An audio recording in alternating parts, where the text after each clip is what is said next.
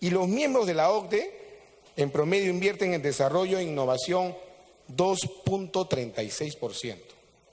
Entonces, a la primera, a través suyo, presidente, ¿cómo pretendemos ingresar a la OCDE si el sector público tiene una inversión ínfima del 0.08% en ciencia, innovación y tecnología? ¿Cómo es que el 0.11% del PBI se distribuye en el sector de los colegios primarios, secundarios y, cómo no, en la educación universitaria?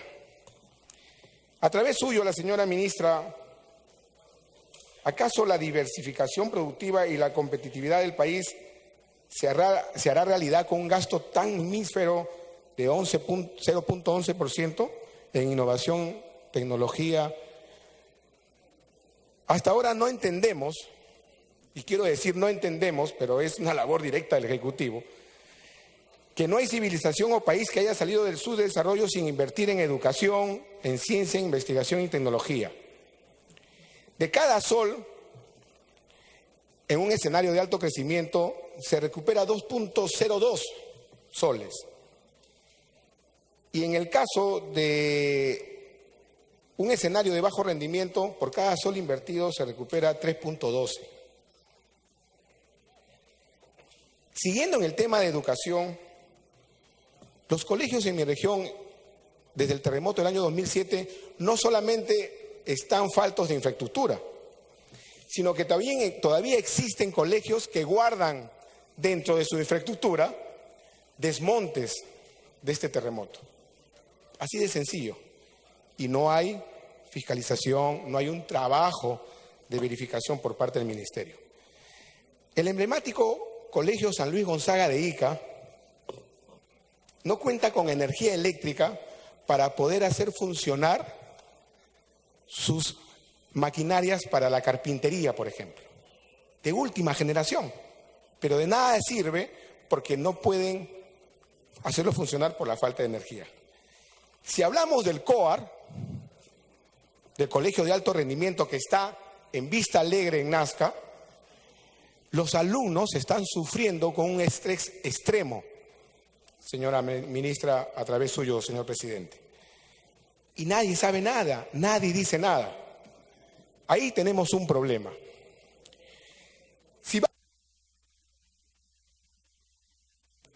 Un minuto para que culmine, por favor.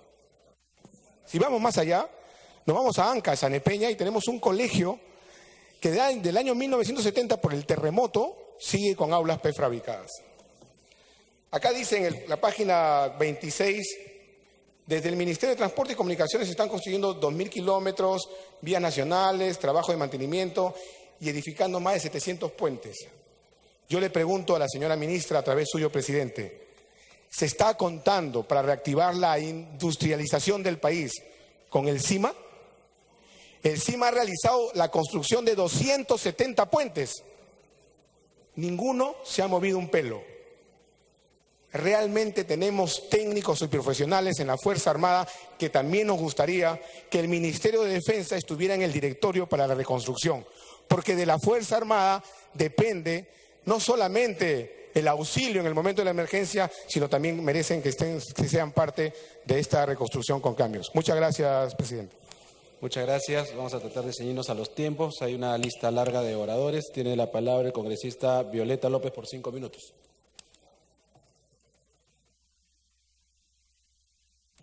Gracias, presidente.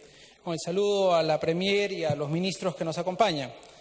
Presidente, estamos asistiendo, conforme a un mandato constitucional, a un debate que tiene una naturaleza esencialmente política. Y esa reflexión, presidente, lo traigo a colación porque, más allá de los distintos pedidos que con justificada razón podamos tener los congresistas sobre las expectativas de cada una en nuestras regiones, me parece particularmente importante hacer una referencia sobre cómo nace este gabinete.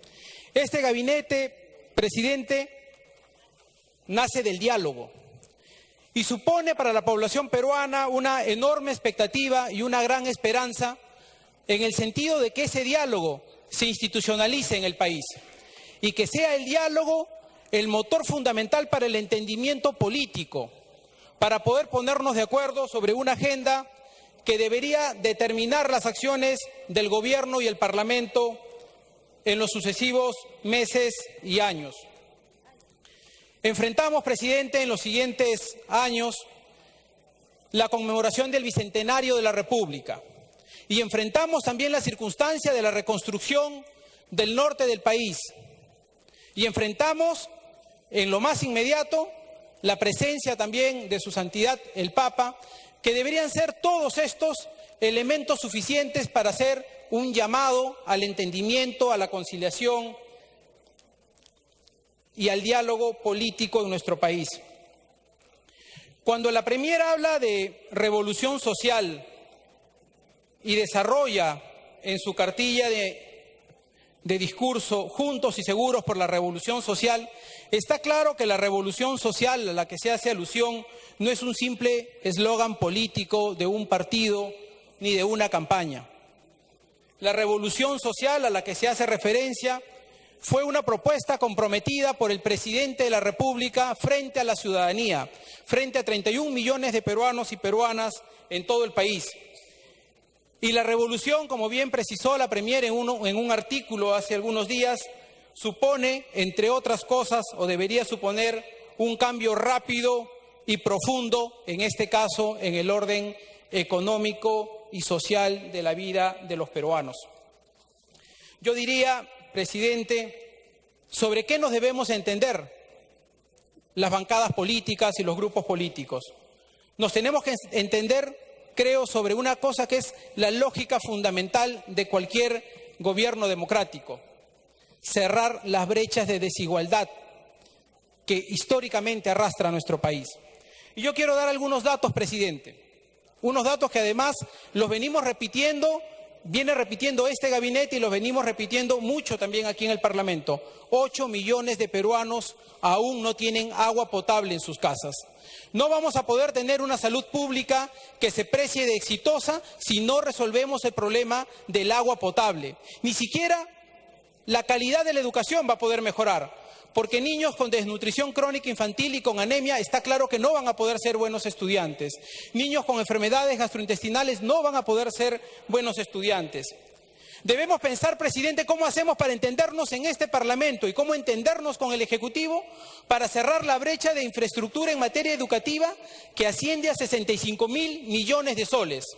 ¿Por qué no ponemos un poco de nuestras capacidades, de nuestra inteligencia, de nuestra habilidad para diseñar mecanismos de financiamiento público que nos permitan alcanzar 65.000 millones de soles para los próximos años, para que todas las escuelas públicas del país tengan baños, tengan laboratorios, tengan bibliotecas, tengan espacios de esparcimiento y de deporte para nuestros estudiantes en todo el país? Cuando en el Perú se ha puesto en cuestión la privatización o no privatización de la educación, ha habido un grito unánime sobre la necesidad de que la educación tiene que ser pública, universal, gratuita y de calidad. Pero no le podemos dar educación pública, universal, gratuita y de calidad a nuestros estudiantes si no hay un espacio digno donde estudiar, si no construimos estos 65.000 millones de soles para hacer infraestructura digna para nuestros estudiantes en todos los programas de educación regular.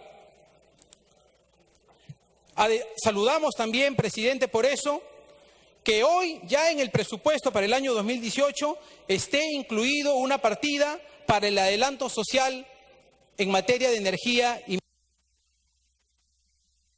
Minuto adicional. Presidente, si me alcanza 2 minutos con cargo al tiempo de mi bancada, por favor. 2 minutos a cargo de su bancada. Gracias, presidente. Y por eso, presidente, saludamos también una cifra que se ha soslayado. 35.000 nuevas hectáreas de pastos de altura se está trabajando para este año. Eso supone incrementar la capacidad adquisitiva de las familias de extrema pobreza en 6 veces sus ingresos. 35.000 hectáreas de pastos de altura sobre los 3.200 metros sobre el nivel del mar. 200 millones de soles exclusivamente para pagar la deuda social del magisterio. Pero este gabinete nos ha dicho, además, presidente, no solamente qué cosa es lo que quiere hacer en términos políticos, nos ha diseñado una estrategia sobre 4 aspectos fundamentales que la comprenden. Primero, una agenda social para la igualdad de oportunidades. En segundo lugar, el fortalecimiento productivo. En tercer lugar, la consolidación de la reactivación económica. Y en cuarto lugar, la seguridad y la prevención de riesgos y desastres. Podríamos hacer un listado de muchas de las cosas que está trabajando este gobierno, pero insisto, presidente, es el diálogo y el consenso político el principal argumento y el principal foco de atención sobre lo cual tenemos que trabajar en este Parlamento en coordinación con el Ejecutivo. Este, presidente, es una oportunidad para un nuevo comienzo. Esta es una oportunidad para corregir nuestros propios errores, pero esta también es una oportunidad para reconstruir el país. Y no reconstruirlo solo en términos de infraestructura, para reconstruirlo políticamente. Ni el dinero ni la burocracia, presidente, harán lo que tenemos que hacer los políticos. Por eso, presidente, tenemos que poner al país por delante. Como dijimos y repetiremos siempre, no se trata cada 5 años de cambiar un gobierno, se trata básicamente de cambiar la forma de gobernar. El voto de confianza a este gabinete es un voto necesario, que es un voto de confianza al país y a sus instituciones democráticas. Muchas gracias, presidente. Gracias, congresista. Tiene la palabra el señor congresista de Chicoma por 6 minutos.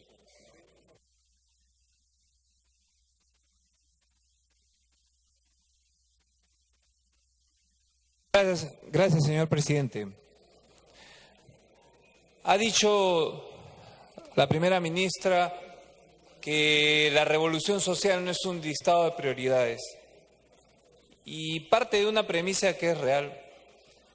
La revolución social está más allá de un señalamiento de cuáles son las urgencias que tiene nuestro pueblo, que son, por supuesto, muy importantes y deben estar en el primer lugar para cada uno de los que conforma este recinto congresal.